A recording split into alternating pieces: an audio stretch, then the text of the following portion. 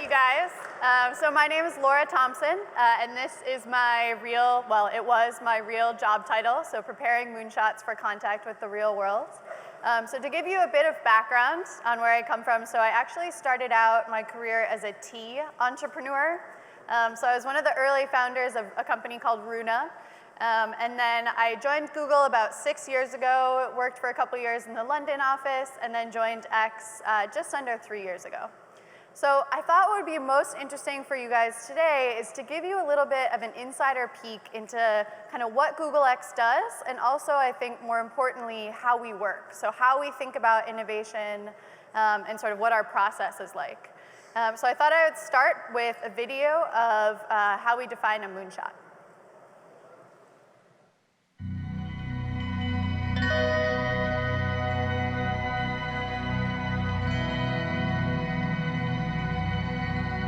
The actual moonshot is wonderful, inspirational, poetic, beautiful, involved great technical challenges, genuine heroism. It brought the world together. But think about the Polynesian islander on the dugout canoe, deciding one day they were going to go that way. No one had ever been that way before. No one even knew if there was anything that way before. It was amazing, and it changed the world. People can set their minds to magical, seemingly impossible ideas, and then through science and technology, bring them to reality. And that then sets other people on fire, that other things that look impossible might be accomplishable. Many years ago, the great British explorer George Mallory, who was to die on Mount Everest, was asked why did he want to climb it. He said, because it is there. Everyone else in the world is working on that next 10%. If you can be the one that delivers that 10 times improvement, you have a chance to really change things.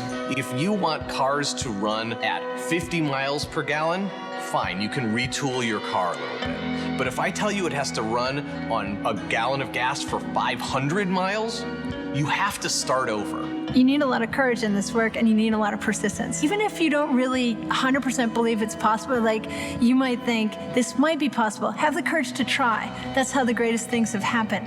You don't spend your time being bothered that you can't teleport from here to Japan, because there's a part of you that thinks it's impossible. Moonshot thinking is choosing to be bothered by that. We choose to go to the moon in this decade and do the other things, not because they are easy, but because they are hard. Humanity's progress has been a series of amazing, audacious things, from the very small and personal up to the great, big, and grand. And we are a species of moonshots. And to me, that's like the really amazing, poetic, and inspirational thing. When you find your passion, you're unstoppable. You can make amazing things happen. It's been true through all of history. When Kennedy said that we would put a man on the moon, it's about the fact that he said, we don't know how to do this yet, and we're gonna do it anyway. And that sends chills up everybody's spine. Because if that happens, what couldn't we do?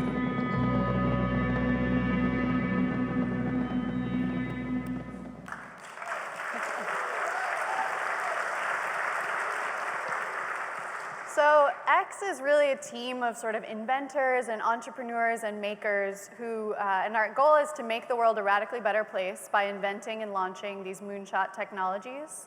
And I think what's really unique about X is that we want to both invent and launch. So we want to have both the riskiness of early stage research and that pressure of a startup to get a product out into the world. So we really don't want to just kind of create technology for technology's sake. We want something that has an impact on the world. And you'll notice that the projects that we work on are purposefully outside of Google's mission. So we want to think about what is the next big thing. And we really don't think about the business model early on. So we start by thinking about how can we create the most value possible for the world.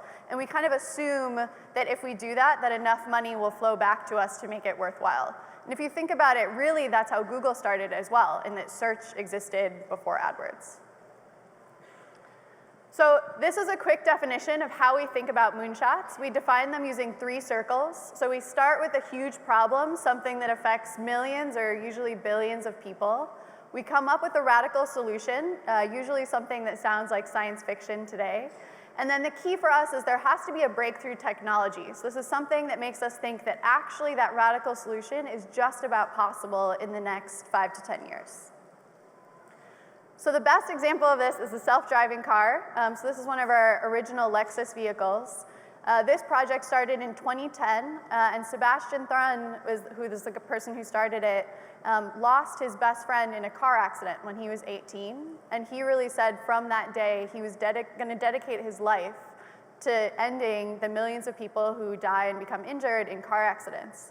So if you think of the three circles, he started out with sort of the 1.2 million people that die in car accidents every year, and his radical solution was, let's take the driver out of the car. 93% of accidents are caused by the driver who gets tired or distracted or drunk, so let's take them out. And the breakthrough technology there is that mix of sensors and software that really allows the car to sort of see its surroundings. And now, if you fast forward 5 years, we've driven over 1 million miles autonomously, and we're sort of just getting started. So I'm going to sort of pause before I go on, because I always get this question, and so I've just learned to answer it up front, of what our offices look like. So ta-da, this is what my office looks like. You can tell, like, our offices were a couple minutes away from the rest of Google, but we feel very different. And we're purposely kind of separated so that we have room to have these crazy ideas and give them space before people come in and say that they're dumb and they fail. And so you can see, like, we have lots of prototypes. It feels very much like a startup, and that's really purposeful. One thing is it's still Google, so we still have micro kitchens, and they still feed us. So this is our prototype vehicle. So this is the first vehicle we built that was built basically from the ground up to be fully autonomous. There's no steering wheel, there's no accelerator pedal or brake pedal. And actually, I mean, the goal of these isn't to sell them. It's really just to let the team safely push the limits on our testing. And so actually, when we were first talking about what the design of these should look like, Sergey's idea was that we should take a golf cart and wrap it in bubble wrap. And thankfully, we decided not to do that, and we designed these, and these are now on the streets mostly in Mountain View, doing lots of testing and learning as much as possible. So since I can't give you guys all a ride in the car, the next video, you can come visit me at X, but the next video is just to give you a sense of what the car sees. So this is taken a couple blocks away from our office recently.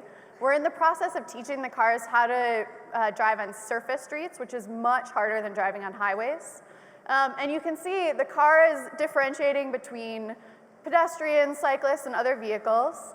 And it's to the point where it can recognize construction. It will nudge out of people's ways if there's a truck on the side of the road. You'll see coming up there's a railroad crossing, and a red bar will come up, you can see here, showing that we're waiting until it's safe to proceed. And in a second, you'll see we actually can recognize bicyclists' hand signals. And so bicyclists can put their hand out, we'll recognize that they're going to move into our lane. And not only that, but we'll recognize, even when they don't put their hand out, we give them room when they want to come in and out of our lane, as bicyclists do. So this is just a sense of kind of what the car is seeing, and this is, we're constantly evolving this, and everything that we learn from the cars, translates to all the rest of the cars. So we have cars constantly out on the road, doing testing and learning as much as possible. So the next project that you guys are probably familiar with is Project Loon. So for every person in the world with internet access, there are 2 people without. And so we wanted to create a network of high-altitude balloons that would provide internet access and that we could steer using the wind. So we launched our first test in New Zealand in 2013, and we offered a short amount of internet access to a couple farmers in the middle of nowhere. And since then, we've flown about 15 million kilometers of test flights in various places around the world. And this next video is going to show you a little bit. It's from Mike Cassidy, who's the project lead, and he'll tell you a little bit about how the balloon works. The goal of Project Loon is to bring internet to the almost 2 out of 3 people on the world who don't have internet access today. And we're doing that using high-altitude balloons. To steer one balloon, left or right, you actually go up or down. And that's because in the stratosphere, the wind goes slightly different direction at a different altitude. Our mission control system allows us to track every balloon and lets us optimally position the balloons so another balloon is coming just at the right time to take the place of the one that left. With our system, we use LTE, which is a common protocol that most of the telcos around the world use. So anyone with a smartphone anywhere in the world will be able to get internet access.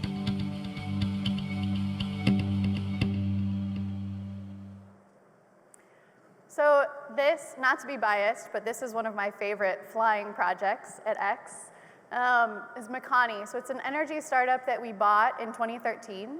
And their goal is to take wind energy and make it universally affordable and accessible by creating this energy kite that's kind of a new type of wind turbine. So this next video shows how we compare it to a traditional wind turbine. And what you'll notice is, so a traditional wind turbine needs 100 tons of steel and fiberglass and concrete to be able to provide a megawatt of power, which is about enough to power 500 US homes. And so what works so well with Makani is that we're able to take that same sort of concept, but remove all of those materials and replace them with lightweight electronics and advanced materials and software, and basically simulate the tip of that wind turbine blade moving in a circle, but remove 90% of the cost, 90% of the materials and 50% of the installed cost. So it totally changes the calculus of how wind energy could work and, you know, making it possible around the world. It's very cool.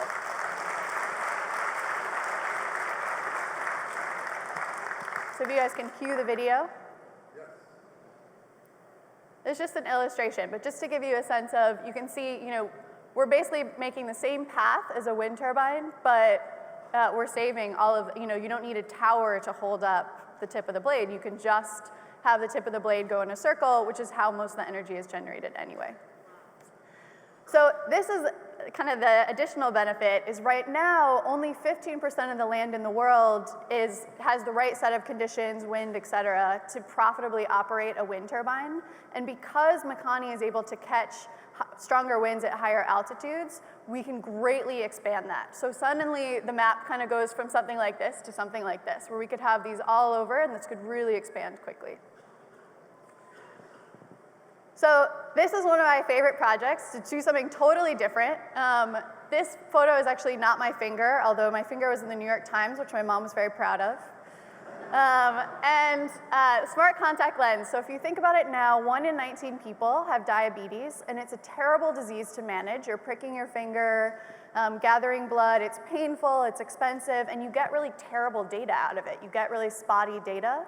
And so our idea was, what if we could shrink all of these sensors to a point that you could wear this painlessly throughout the day, and it would continuously monitor your glucose levels, and that way you wouldn't have to go through the process of pricking your finger.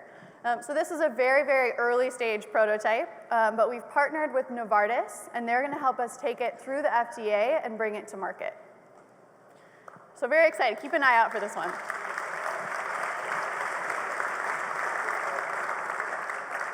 So I've given you a bit of a taste of some of my favorite X projects, and I want to switch gears a bit and tell you a bit about how X works and how we think about innovation. And Astro Teller, who's the head of Google X, you met him in the video. He often compares us to Charlie and the Chocolate Factory. So this is kind of your factory tour.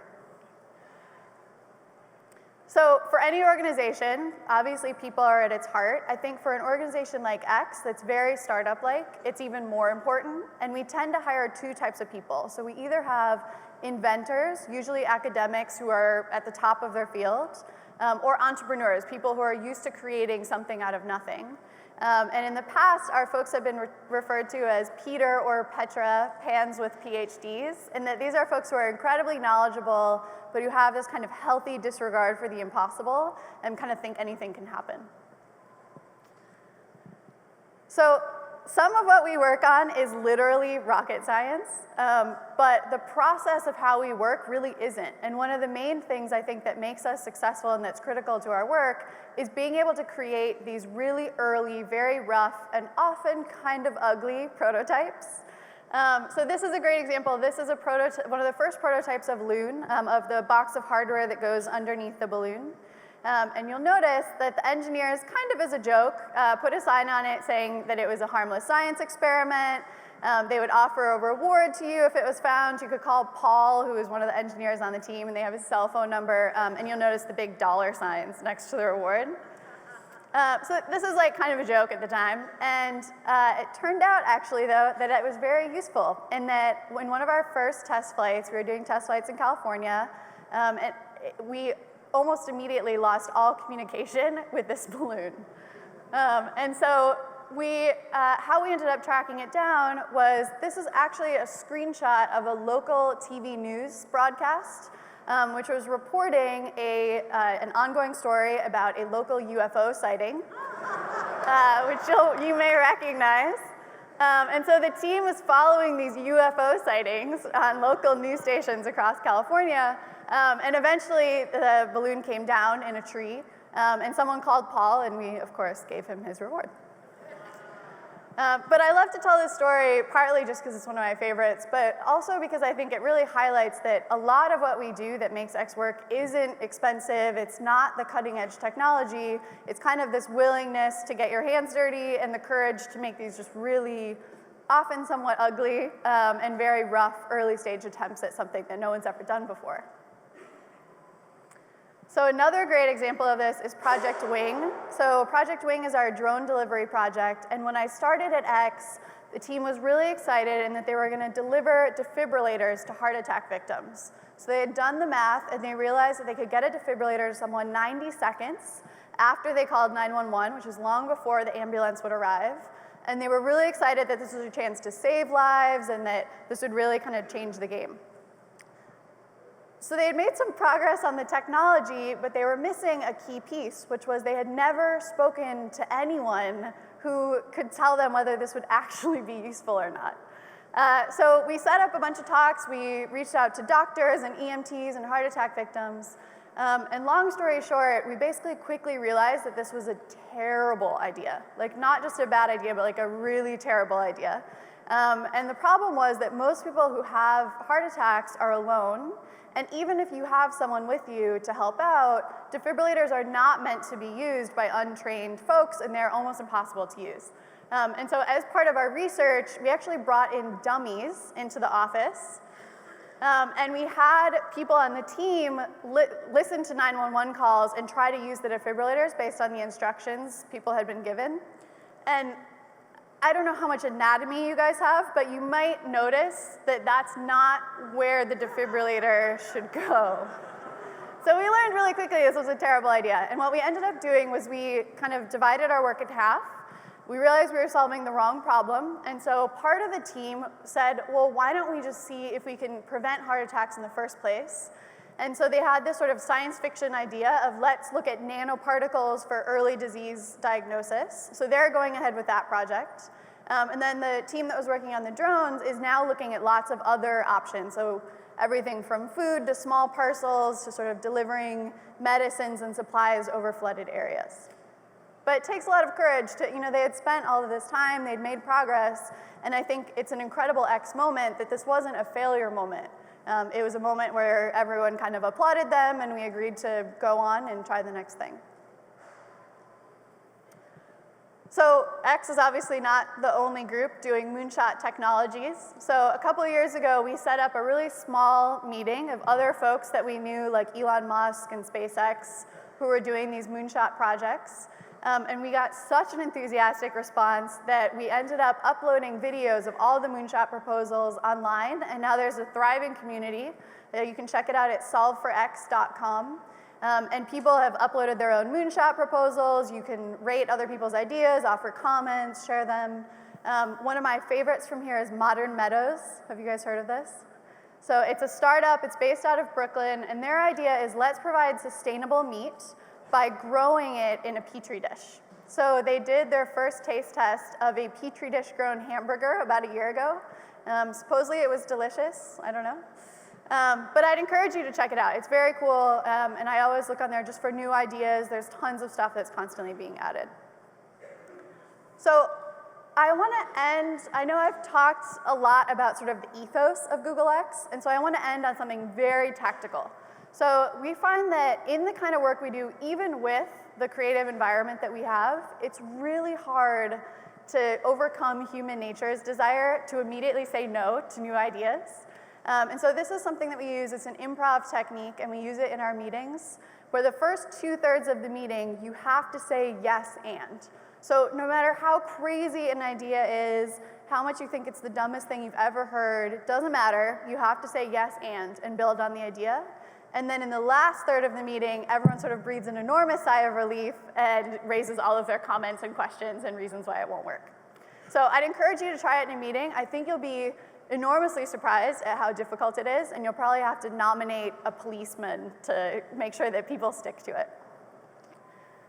So to summarize, these are some of the things that I mentioned that I hope that you take away. But I think the main thing I hope that you take away is just that you don't have to be in a technology lab to think 10x and to have this big impact on the world. And I think so much of what we do that really makes the most impact is what I talked about having the courage to make really ugly prototypes and just kind of trying things and being willing to watch the local news for your project being said to be a UFO, and like all of the kind of messy stages along the way rather than the sexy, polished outcome at the end.